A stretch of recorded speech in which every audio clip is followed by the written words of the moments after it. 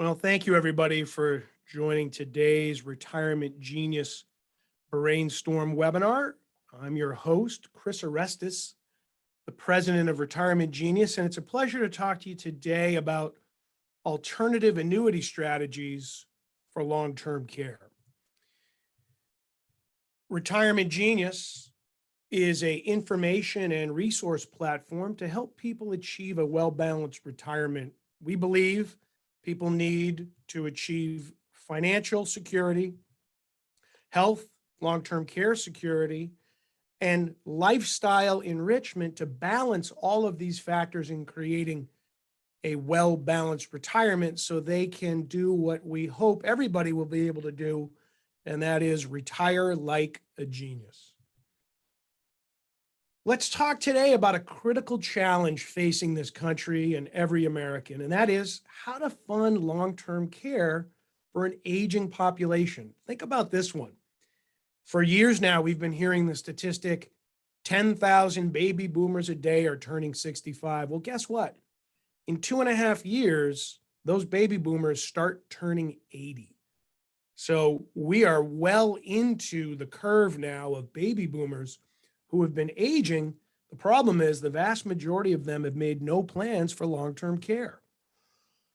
Long-term care planning is something most people delay or avoid. It's just a topic people don't want to think about. They don't want to talk about. But the truth is 70% of people over the age of 65 are going to need to pay for some form of long-term care in their remaining lifetime.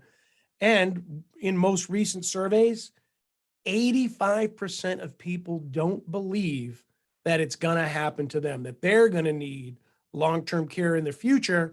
And if they do, that somehow it's just going to be taken care of. But we know the truth. People really are not prepared for the reality of what's coming. They're not well informed about the costs or how to pay for long-term care. And there's a lot of confusion among people about what the different types of care are, what's covered, what's not, how to qualify. And guess what? People need to figure out who's going to pay for long-term care because it's an expensive proposition. Costs of care are high. Home care, $5,000 a month. Assisted living, $4,500 a month. Care in a skilled nursing facility for a semi-private room, almost $8,000 a month. A private room, $9,000 a month. And these are just the averages. There's plenty of places where the numbers are higher. So what are the funding sources? Well, on the entitlements front, 35% of long-term care in this country is paid for by Medicaid. 25% is covered by Medicare, but that's just short-term rehabilitation. That's not long-term care. You've got 100 days of coverage by Medicare in a rehabilitation environment, and only 20 of those days is 100% covered. After that, you've got to cover, it's 80% coverage, and the person receiving care has got to cover the other 20%. So you got to start looking at how else care is covered, and that's private pay. 33% of people are paying for care out of pocket, and only 4% is covered by long-term care insurance. And guess what? A lot of care in this country is provided by loved ones, by family members who are doing it for free and have become caregivers without oftentimes even realizing it. So another challenge for people is figuring out how to navigate the system, realizing that Medicare and health insurance do not cover senior living and long-term care. If you're going to go on to Medicaid, well, that requires a spend down. You've got to be below asset and income levels that are putting you at the poverty level. And once you're on, your care options are actually pretty limited and restrictive. Private pay really is the only option that people have to choose the kind of care they want, to have control in their life, and to provide the financial protection for their families so that they're not digging into their own pockets. So often people are looking at long-term care insurance as it's a viable option to pay for the costs of care. But unfortunately, as I pointed out, only 4% of care in this country is actually covered by long-term care insurance. You've got 7.5 million in-force long-term care insurance policies in this country. You've got, by comparison, 255 million in-force life insurance policies in this country. And over $2.5 trillion of in-force premium in annuities today in this country.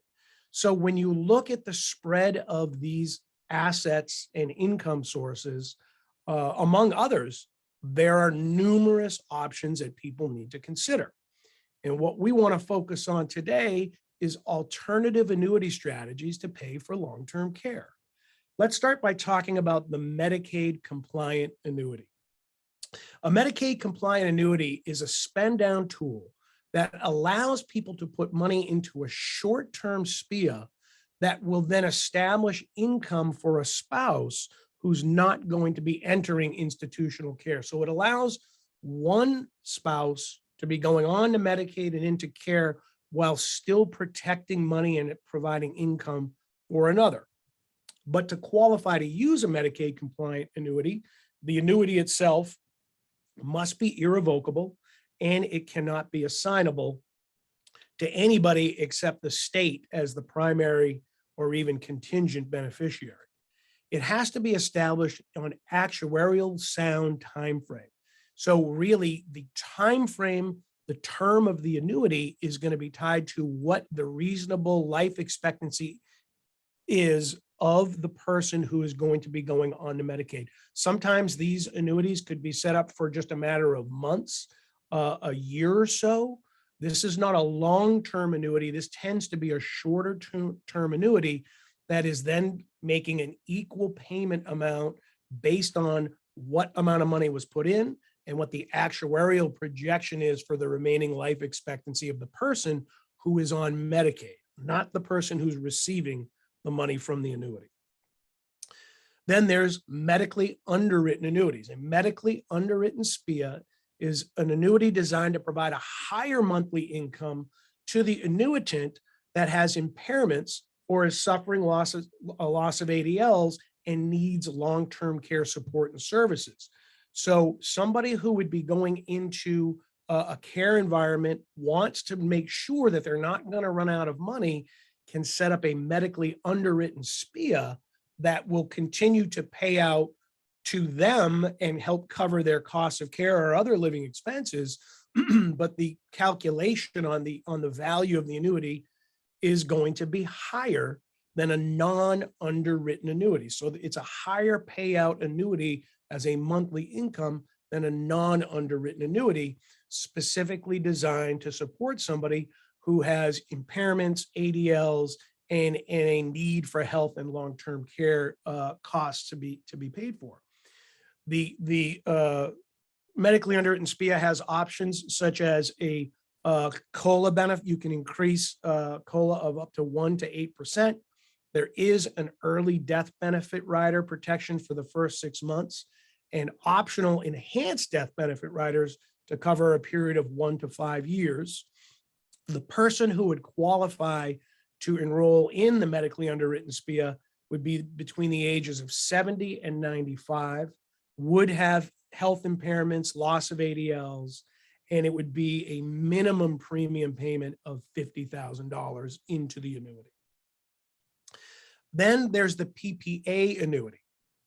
This is a tax-free annuity option that was established through the Pension Protection Act in 2006, which allows for the funding of an annuity under favorable conditions for the purposes of funding long-term care. So the PPA annuity, or a Pension Protection Act annuity, is a 1035 exchange into a PPA qualified annuity. This allows the rollover of funds from a non-qualified annuity, from cash surrender value, or funded from cash. And a one good resource for funding this kind of an annuity can come from a life settlement. But you cannot fund a PPA annuity through the use of qualified money, such as in an IRA or in a qualified annuity. The underwriting to qualify for the PPA annuity is a simple 5 health question underwriting that all have to be no answers, a phone interview that's going to be a cognitive ability check. And then once you're in the annuity, there's a 3x value increase in the amount that's put in. So let's say somebody put in $100,000 into the annuity. They can trigger a 3x multiplier on the value of the annuity specific for their care needs. So if somebody has 2 ADLs or more, cognitive failure, and they need long-term care expenses, that's going to trigger a 3x increase in the value of the annuity to create a long-term care pool of funds that are tax-free to be used towards care expenses. So once you've triggered the use of the annuity for long-term care expenses and the value of what you've put into the annuity has been increased threefold, that then establishes a 72-month payout of equal amounts over 72 months. This can also be set up as a lifetime payout, but that's just for a higher premium payment factored against the annuity value. Now, once this annuity is established, you can create a monthly income stream drawing down on the initial premium that went in until you got to a point where you would trigger the need for care and that 3x value increase. So let's say somebody put in $100,000 and for a year was taking out $1,000 a month in income, and then they needed to get into long-term care. They'd get a 3x trigger on the remaining balance of what was still in the annuity that had not been drawn down for monthly income. And if somebody is to pass away with anything left in the annuity, there's a guaranteed premium payback. 100% of the unused funds are going to be paid back at death, or if it is used for income or long-term care expenses, then anything that's still sitting in the annuity as a balance upon death would be paid back in full. So anything that's used from the annuity would be deducted from the return of premium at the time of death. To qualify to enroll in this annuity, it's a $30,000 minimum premium. All states qualify except New York. And for agents and advisors, the compensation on this annuity enrollment is 7% of premium. Now, another strategy that I want to touch on before we're done that works in unison with this kind of an annuity strategy, alternative funding methods for long-term care, is the LTC life settlement. The LTC life settlement has been around now for over 15 years, and it's available in all 50 states. The LTC life settlement covers an immediate need for senior living and long-term care services, and all forms of care are covered. So it will cover home care, assisted living, nursing home care, memory care, and hospice care. What a lot of people will do with an LTC life settlement is fund a financial vehicle called a long-term care benefit account to hold the funds from the LTC life settlement and use it to pay for their care. The LTC benefit account is an irrevocable, FDIC insured demand deposit bank account. It's similar to a health savings account. So think of, for those of you that work with HSAs or have an HSA, it's funds that are going into a specific account held by a bank that is sanctioned and qualified to administer and hold the money from the benefit account. It's always going to be a federally insured bank and trust institution that is, the account is then protecting the funds to make monthly payments directly towards whatever form of senior care services that the account holder wants.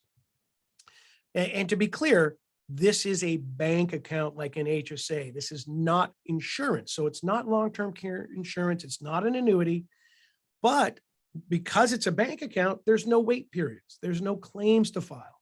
Once the funds are in the account, it is immediately available to start funding monthly payments towards whatever form of care the person chooses.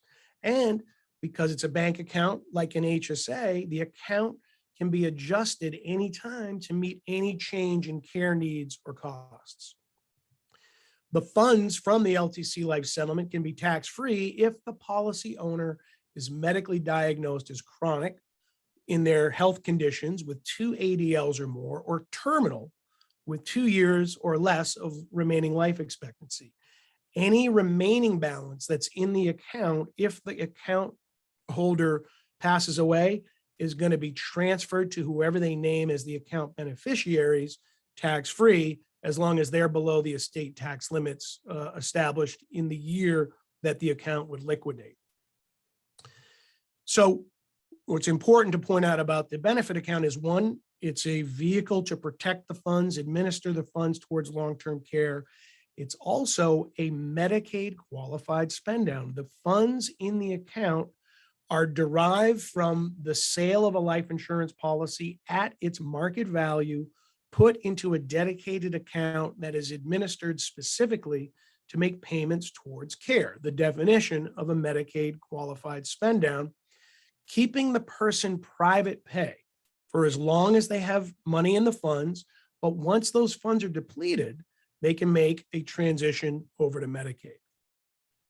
This approach has received numerous endorsements by legislative bodies such as the National Conference of Insurance Legislators, the National Association of Insurance Commissioners. There's pending legislation in Congress actually to formally create a long-term care life settlement HSA called a SHIPA, a Senior Health Planning Account. And it's received a lot of media coverage over the years. New York Times, Wall Street Journal, AARP, CLTC, Broker World, Insurance Newsnet, and many, many, many others have written and talked about this evolution of method to pay for long-term care that is available for people to use across the country. So I want people to remember, if you have clients that aren't adequately planning for long-term care, there's a number of mainstream private pay options that they can turn to supplement the cost of care, such as the Medicaid compliant annuity, the medically underwritten annuity, the Pension Protection Act PPA annuity, the long-term care LTC life settlement and benefit account. These are financial options that are readily available for seniors who are in need of care, and they can access and get to funds from these vehicles within 90 days or less. And you as agents and advisors are the best position to add these solutions to your toolbox to help your clients in need of funding for retirement and long-term care. And what's great about using these programs is these are not commonly known, although very mainstream and readily available for a lot of people. These are not commonly known solutions, whether it's your clients or referral sources. This is new information for a lot of people, new opportunities to be having conversations, new ways to leverage assets to create solutions and to drive more revenue into your practice. So I want to thank you for being on today's Brainstorm webinar. I'm Chris Orestis, president of Retirement Genius, and I'm inviting you to get your free copy of the Retirement Genius tip sheet, Alternative Annuity Strategies to Pay for Long-Term Care. Just give us a call at 888-627-3735. We'd love to connect with you. Make sure you get a copy of the tip sheet and talk to you about working with these and other programs that we can bring to the table to help you enhance your practice, put more solutions in your toolbox, open up more opportunities with your clients, and create new revenue streams in your practice. Encourage you to visit our website. Our consumer website is retirementgenius.com, and our advisor website is advisors.retirementgenius.com. And as always, I invite you to check out my podcast, Retirement Genius, on any platform that you're streaming your podcast from. You'll find the Retirement Genius podcast. Great episodes, great information, covering a lot of great content with great guests. We've had representatives from AARP, AAA, AmeriLife Financial, Ameriprise Financial. We've had all sorts of great guests and great content we've covered there. I want to thank you so much for joining us today. We look forward to hearing from you, and we look forward to working with you soon.